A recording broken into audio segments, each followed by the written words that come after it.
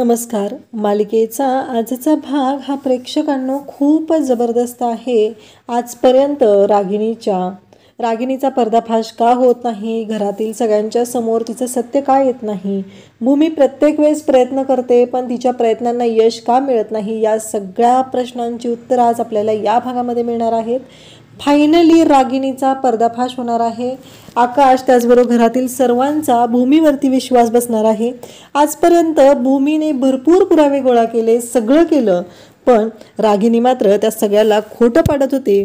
मग भूमीने रागिणीची चाल तिच्या पद्धतीनं खेळून एक जबरदस्त प्लॅन केलेला असतो आणि रागिणीचीच माणसं तिच्या विरोधात वापरून भूमीने असा जबरदस्त प्लॅन करून रागिणीला चितपट केलेलं आहे आणि रागिणीच्या तोंडून तिने गुन्ह्याची कबुली घेतलेली आहे. हे सगळं कशा पद्धतीनं होणार हे आपल्याला आजच्या या व्हिडिओमध्ये पाहायला मिळणार आहे. त्यासाठी हा व्हिडिओ शेवटपर्यंत पहा. तर इकडे भूमीने आता रागिणीला आणि पौर्णिमाला घराची साफसफाई करायला सांगितलेली असते आणि या गोष्टीचा या दोघींनाही खूप राग आलेला असतो. त्यांनी आकाशला बोलावून घेतलेलं असतं आणि आकाशच्या समोर त्यांची नाटकं चाललेली असतात. तेव्हा भूमी म्हणते, अरे आकाश काय झालं? तेव्हा आकाश म्हणतो की भूमी, मला ना कळत नाही आहे तुझं, तू हे सगळं काम का करायला होत आहे आईला, म्हणजे तुझ्या डोक्यात नक्की काय चालू आहे असं आकाश भूमीला विचारतो. तेव्हा भूमी म्हणते, अरे आकाश बरोबर आहे, चुकलंच रे माझं. तेव्हा आकाश म्हणतो, आई मोठी आहे, आईचं तुला माहिती आहे ना स्थान काय आहे. आई जर असं घरातलं साफसफाईचं काम करताना तिला कोणी पाहिलं तर काय वाटेल लोकांना. आकाश बिचारा अगदी आईच्या मायेसाठी, आईच्या प्रेमासाठी, आईच्या आदरासाठी व्याकुळ झालेला असतो आणि तो सांगत असतो. इकडे जेव्हा हे सगळं घडत असतं तेव्हा भूमी म्हणते, खरंच रे आकाश माझं चुकलं. त्यानंतर भूमीच्या लक्षात येतं म्हणजे नक्कीच काहीतरी वेगळा डाव आहे. ही बाई एवढी सहजासहजी नाटक करायला का तयार झाली, म्हणजे आकाशला हिने आधी कल्पना दिली म्हणून हे सगळं झालेलं आहे का. तेव्हा भूमीच्या लक्षात येतं.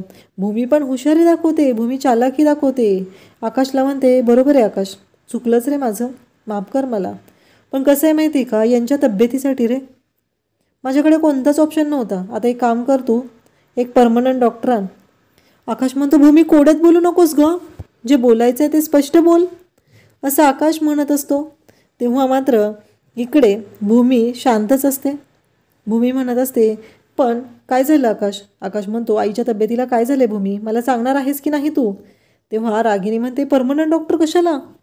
तेव्हा भूमी म्हणते की आकाश हे बघ, आत्यांची शुगर किती वाढलेली असते आणि डॉक्टरांनी त्यांना हालचाल करायला सांगितले, घरातली थोडी मोठी कामं करा म्हणून सांगितलेलं आहे, वॉकला जात जावा म्हणून सांगितले, पण मला सांग आत्या जातात का वॉकला.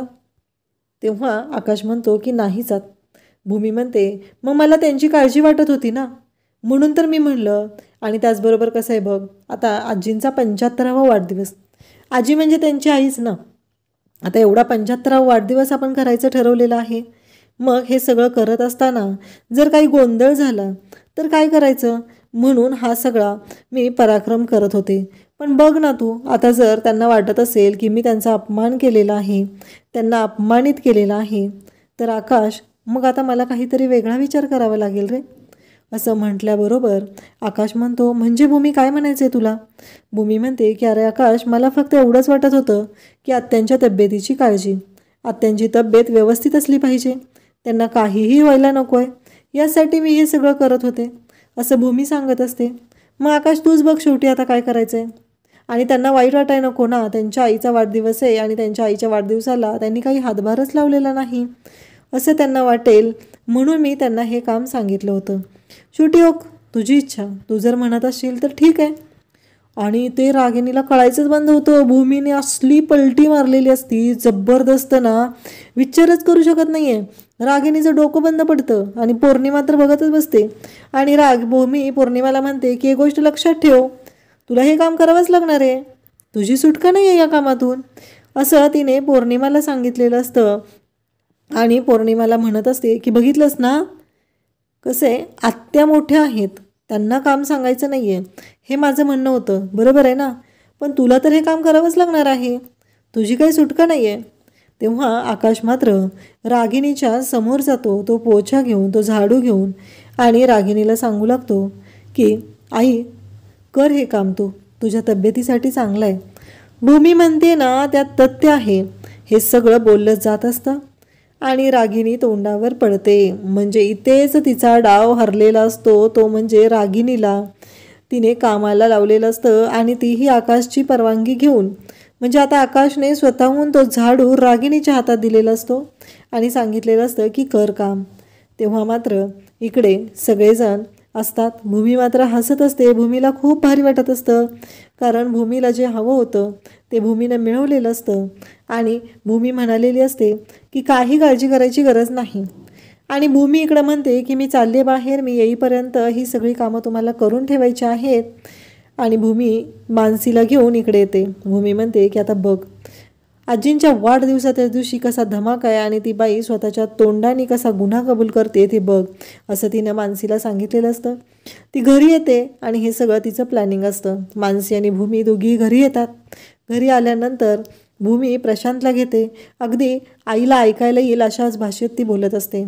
ती सांगू लागते की प्रशांत, मला ना तुझ्याशी बोलायचं आहे, खूप महत्त्वाचं बोलायचं आहे रे मला तुझ्याशी. तेव्हा प्रशांत म्हणतो म्हणजे काय झालेलं आहे. तेव्हा भूमी म्हणते आजींचा वाढदिवस आहे ना, त्या वाढदिवसाच्या दिवशी मी पेपरवरती सह्या घेणार आकाशच्या, आणि रागिनी आत्या जे लुबाडण्याचा प्रयत्न करत आहेत ना ते सगळं मी माझ्या नावावर करून घेणार आहे. हे सगळं भूमी बोलत असते आणि प्रशांतला सांगते की तुझा वकिलांना मी बोलून ठेवलेलं आहे, त्यांनी पेपर रेडी केलेले असतील, ते पेपर घेऊन तू तिथे ये. हे सगळं बोललं जात असतं आणि भूमी पाहत असते. अगदी तिला दिसत असेल असं तिनं पाहत असते, कारण तिला माहिती असतं की नीलू तिथं येणार आहे आणि हे सगळं ऐकणार आहे. आणि त्या आवाजातच दोघीजण बोलत असतात. नीलूला स्पष्टपणे ऐकायला येईल. नीलूला वाटलं पाहिजे की हा सगळा म्हणजे त्यांचा डाव आहे, रागिनीच्या डावामध्ये आता भूमी फसणार. पण घडतं मात्र वेगळंच. घडतं मात्र असं की भूमीने असा डाव आखलेला असतो की भूमीने काय केलं आहे या बाबतीत विचारही करू शकत नाहीत. आणि भूमी म्हणते की बघ प्रशांत, तू जा आणि बघ त्या रागिनी आत्यांची कशी वाट लावणार आहे.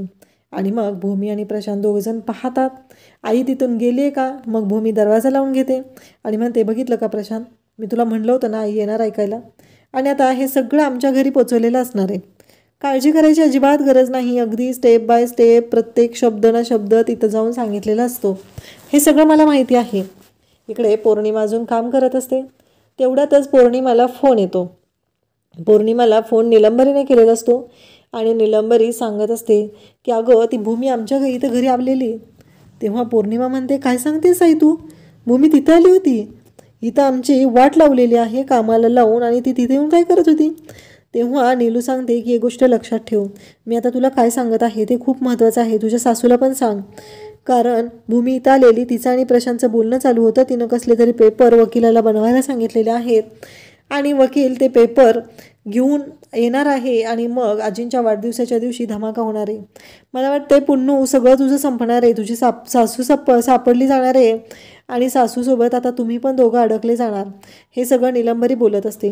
म्हणजे ज्या निलंबरीला कधीच स्वतःच्या तोंडून पॉझिटिव्ह बोलायची सवय नसते, त्या निलंबरीच्या तोंडातून पॉझिटिव्ह शब्द कसे निघतील, ते फक्त निघालेले असतात ते म्हणजे तिच्या पुन्नूसाठी. तिची पुन्नू ही तिच्यासाठी खूप मोठी असते. आणि इकडं भूमीला हे सगळं कळलेलं असतं की आईनं हे सगळं सांगितलेलं आहे आणि भूमी आता पुढच्या तयारीला लागणार असते. भूमीने सगळं ठरवलेलं असतं की गोष्टी कशा पद्धतीने हँडल करायच्या आहेत, नक्की काय काय करायचं आहे. इकडे रागिनी गोळी घेत असते. पौर्णिमा मात्र रागिनीच्या रूममध्ये यायला निघालेली असते. तिला काहीही करून रागिनीला ही बातमी द्यायची असते. रागिनीला सांगायचं असतं की आत्ताच मला फोन आलेला होता आणि मला अशी बातमी मिळालेली आहे. रागिनी म्हणते की रोज ही गोळी खाल्ल्याशिवाय काही मला झोप येत नाही. आज खरं तर मी गोळी न खाता पण मला झोप आली असते. माझं कंबरडं ना मोडून गेलेलं आहे. हे सगळं रागिनी बोलत असते आणि त्याच वेळी तिथे येते ती म्हणजे पौर्णिमा. पौर्णिमा म्हणते की आई, जोरात दरवाजा ढकलून ती आल्यामुळं रागिनी मात्र चिडलेली असते. रागिनी म्हणत असते काय चाललेलं असतं गं तुझं, तुला जराही शांतता दिसत नाही आहे का. एकतर दमून गेली मी दिवसभर काम करून आणि तुझी ही नाटकं काय चाललेली आहेत. हे पौर्णिमाला रागिनी म्हणत असते. रागिनीला पौर्णिमा सांगू लागते की आई, मला फोन आलेला आईचा माझ्या. अहो तिनं काहीतरी सांगत होती. अहो ती ना भूमी आहे ना. रागिनीकडं म्हणू लागते की आत्ता मला काहीच नाही बोलायचं, मला झोपायचं आहे, मला झोप येते, असं ती सांगत असते.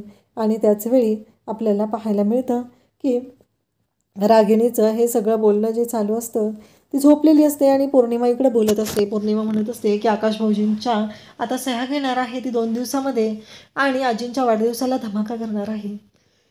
आई तुमच्या लक्षात येते का? रागिनी मात्र झोपी गेलेली असते. पौर्णिमा म्हणते काय करायचं या बाईचं? कारण रागिनी तिला म्हणालेली असते की तू आत्ता आली झोपायच्या वेळेस, सकाळपासून का नाही आली? तेव्हा पौर्णिमा म्हणते सकाळपासून तुम्ही आजींजवळ होता, मी कामं करत होते, दुपारी थोडाफार वेळ मिळाला त्याच्यामध्ये सामान आणायला गेलेले बाहेर, मग मी कधी सांगणार होते? हे सगळं बोलणं चालू असतं आणि रागिनी मात्र आता शांत झोपलेली असते. पौर्णिमा म्हणते की काय करू या बाईचं मी? आता रागिणीला इतकं काम लावून भूमीनं दमवलेलं असतं की रागिणी पडल्या पडल्या अंथरुणावर झोपी जाते. दुसऱ्या दिवशी सकाळी आता भूमीच्या मागावरती पौर्णिमा जात असते.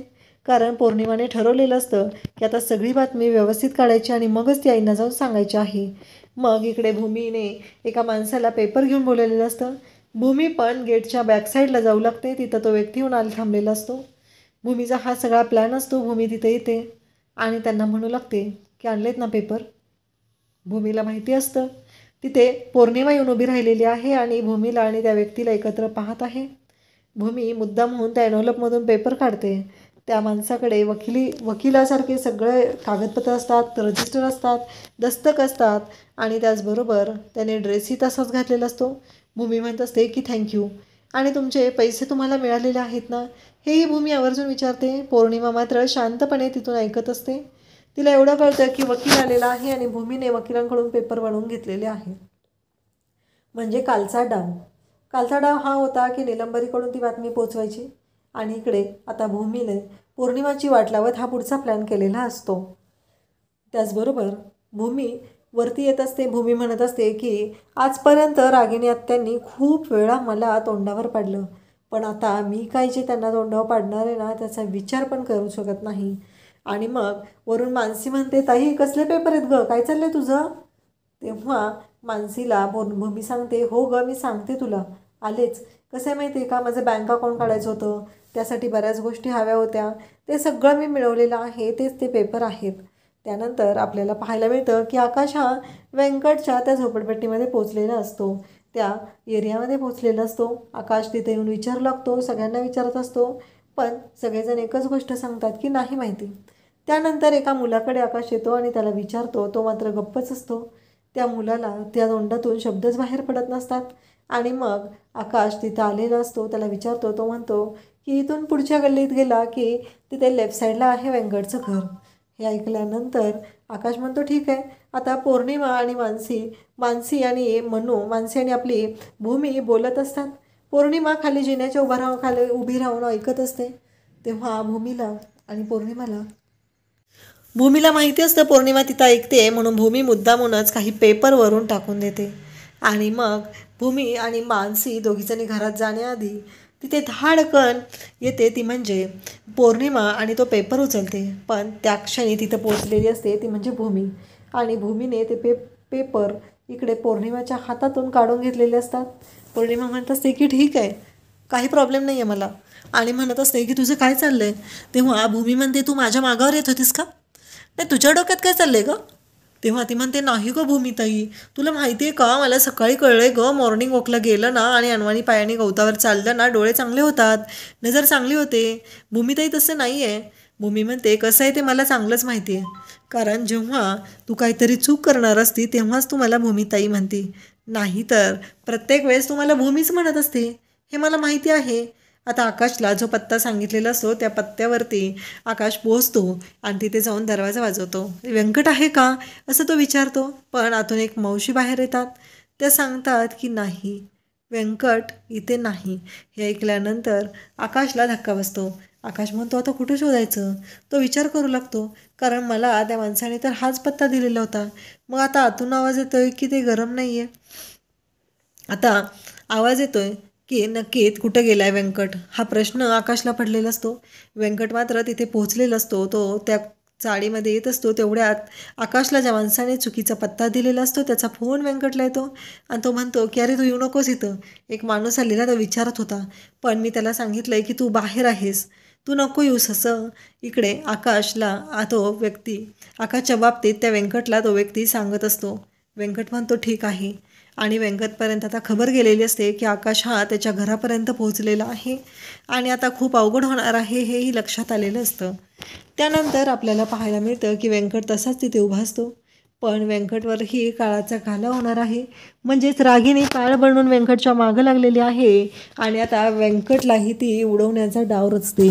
आणि बरोबर त्या ठिकाणी व्यंकट उभा असतो, तिथून एक रिव्हॉल्वर, एक बंदूक येते आणि ती व्यंकटला लागते. बंदुकीतनं आलेली गोळी व्यंकटला लागते आणि व्यंकट खाली कोसळतो.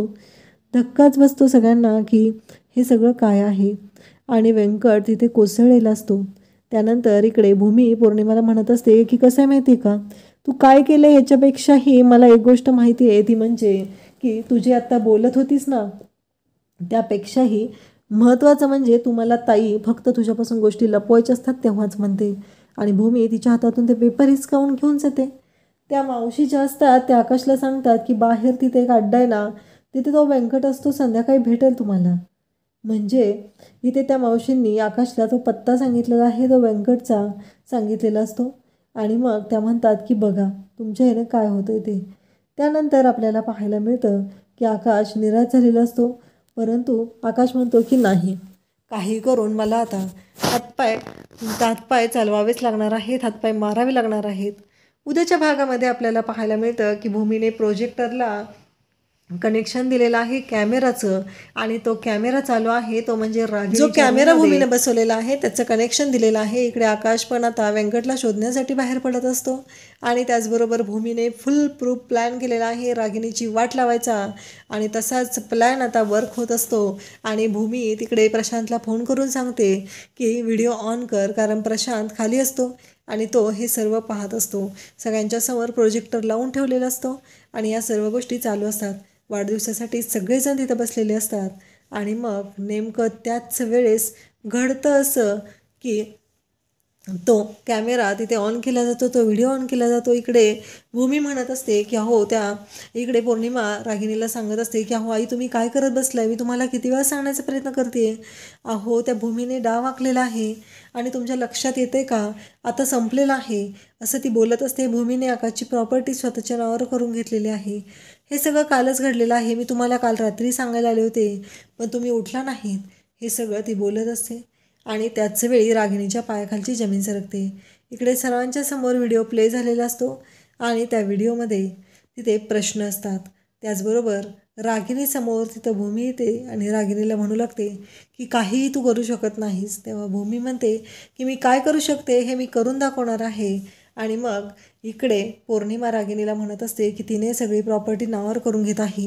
इकडे रागिणी म्हणत असते की काही झालं तरीही ती प्रॉपर्टी मिळवण्यासाठी मी माझ्या सख्या भावाला, वहिनीला मारलं, त्याच्या मुलाला मी असं बालिश बनवलं, त्याला औषध दिली आणि अजूनही त्याला मी औषधं देते. मग हे सगळं चालू आहे ते कशासाठी, मला प्रॉपर्टी हवी आहे म्हणून चालू आहे ना, मग ही काय नाही आता. हे सगळं भूमी पाहत असते आणि तो व्हिडिओ तिकडं प्ले झालेला असतो, सगळेजण पाहत असतात आणि सगळ्यांना धक्का बसलेला असतो. तर हे सगळं रागिणीचं भिंग सगळ्यांच्या समोर फुटलेलं आहे. तिने स्वतःच्या तोंडाने गुन्ह्याची कबुली दिलेली आहे. अशाच अपडेटसाठी चॅनलला सबस्क्राईब करा. थँक्यू.